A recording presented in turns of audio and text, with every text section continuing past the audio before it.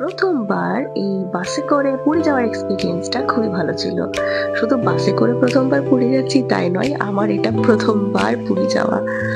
তো বাসটা তো খুবই সুন্দর ছিল, ভীষণ স্পেসিয়াস, সুন্দর কার্টেন, সুন্দর পা ছড়িয়ে ঘুরে যাওয়ার মতো বাস। কারণ এই বাসে ভালো মানে এত সুন্দর ছিল, সফট প্রুফ, জার্কিং সেরকম বোঝাই যায়নি। খুব সুন্দরভাবে গেছি।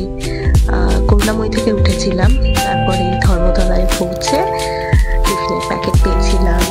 টিফিনের প্যাকেটের মধ্যে খুব সুন্দর এই ক্রিম কেক, ক্রিম রোল, তারপরে মুড়ি ভাজা, চাল ভাজা, মাজা, জলের বোতল পেয়ে গেছিলাম। সকালে পুরী বাস স্ট্যান্ডে পৌঁছে খুবই ভালো লাগছিল, কারণ এটা আমার ফার্স্ট টাইম পুরীতে। তো অটোতে করে আমরা আমাদের বুক করা এয়ারবিএনবিতে পৌঁছে গিয়েছিলাম। এয়ারবিএনবি রুমগুলো খুব সুন্দর ছিল। এই হল ছিল একটা, ব্যালকনি ছিল। হল থেকে গিয়ে ব্যালকনি থেকে 2 টুকরো সমুদ্র দেখা যাচ্ছিল। আসলে এই রুমগুলো না থাকলে আমরা পুরো ভিউটাই পেতাম। তাও ঠিক আছে, এইটুকুতেই অনেক। রুম থেকে কি আর সমুদ্র দেখবো বলে কি পুরী গেছি? সমুদ্রে তো নামতে হবে নাকি? যাই হোক, ভালোই ছিল। এটা দেখেই মনটা খুশি হয়ে গিয়েছিল। আমাদের রুম খুব সুন্দর ছিল, খুব পরিষ্কার পরিচ্ছন্ন, আর ডেকোরেশনও খুব ভালো ছিল। আর একটা ব্যাপার ভালো লাগছিল, যেদিকে তাকাচ্ছিলাম সেদিকেই আয়না, হলেও আয়না, ডাইনিং এ আয়না, ওয়াশরুমও খুব সুন্দর ছিল, সেখানে অবশ্যই আয়না। আর কিচেন ছিল।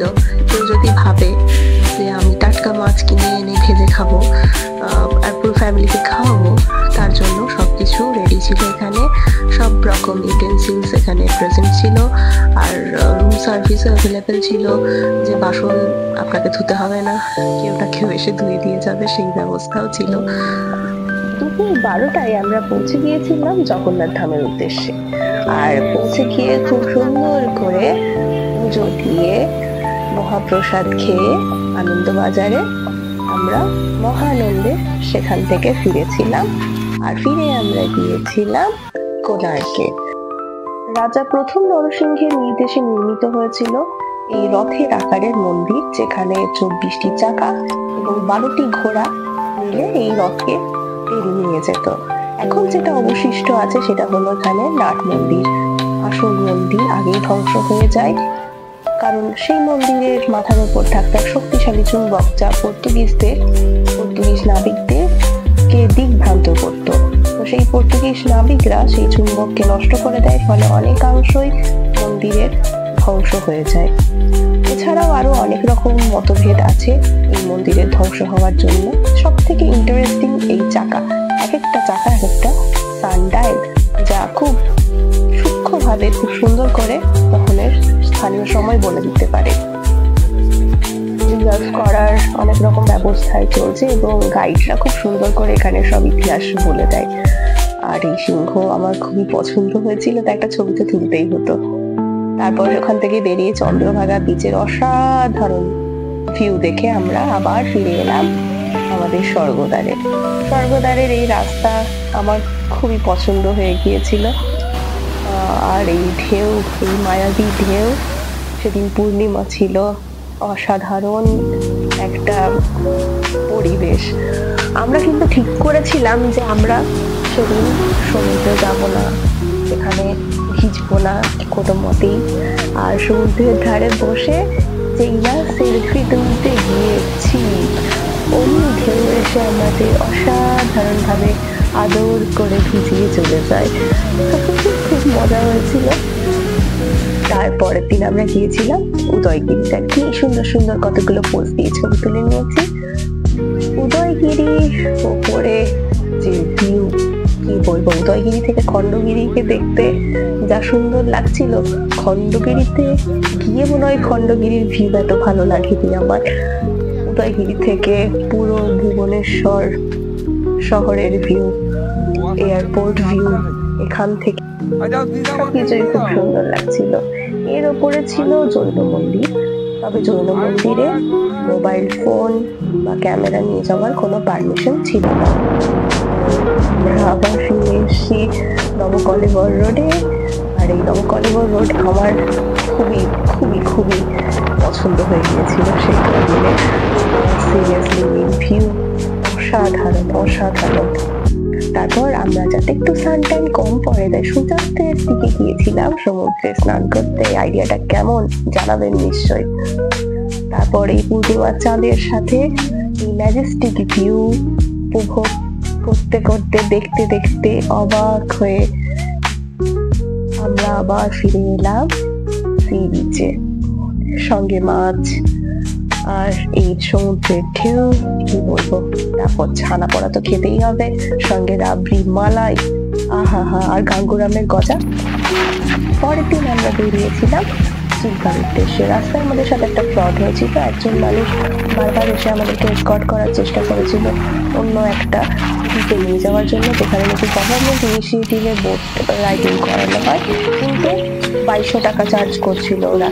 পরে আমরা বুঝতে পারি যে এটা ফ্রড হচ্ছে, তো আমরা আবার গুগল ম্যাপ খুলে নিজেদের রাস্তায় বেরিয়ে পড়ি এবং হ্যাঁ আমরা জানতে পারি যে 2200 টাকা লাগে না, 1300 টাকায় বোট রাইড করা সম্ভব।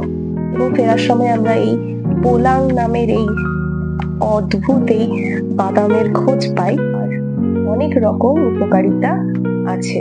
এবং আসার সময় আমরা আলারনাথ মন্দিরেও ভোগ খেয়ে আবার সমুদ্রের ধারে চলে আসি এই ভিউ এনজয় করতে।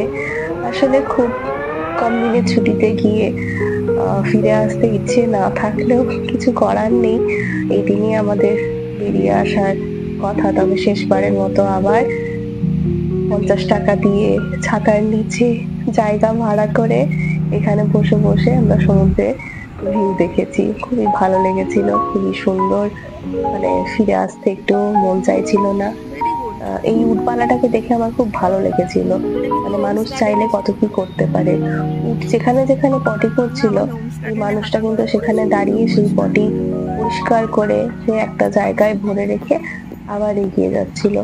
তো মানুষ চাইলে কিন্তু মানে পরিষ্কার রাখতে পারে, অথচ আমরা কত টুরিস্টকেই দেখেছি সমুদ্রের মধ্যে হঠাৎ একটা বোতল ফেলে দিল, হঠাৎ একটা বিস্কুটের প্যাকেট ফেলে দিল বা চিপসের প্যাকেট। তো এগুলো প্লিজ করবেন না।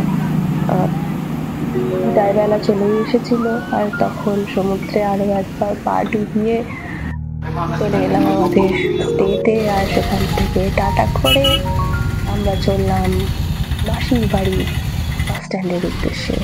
সেখানে গিয়ে আমরা একটা খুব সুন্দর ছোলা ভাটুরা খেয়ে 6:30টায় আমাদের বাস রওনা দিল দুর্গাপুরের উদ্দেশ্যে গুন্ডিচা মন্দিরের সামনে থেকে। অসাধারণ ভিউ না? এখানে ছোলা ভাটুরাটা কিন্তু আমি কোনোদিন ভুলবো না, খুব সুন্দর খেয়েছিলাম। আর আবার আসবো এটাই মনে হচ্ছিল, একবারে মন ভরেনি।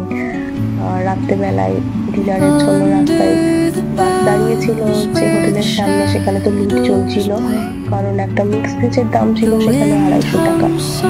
That's not done. হ্যাঁ, ট্রিপটা ভালো ছিল বলে সব মিলে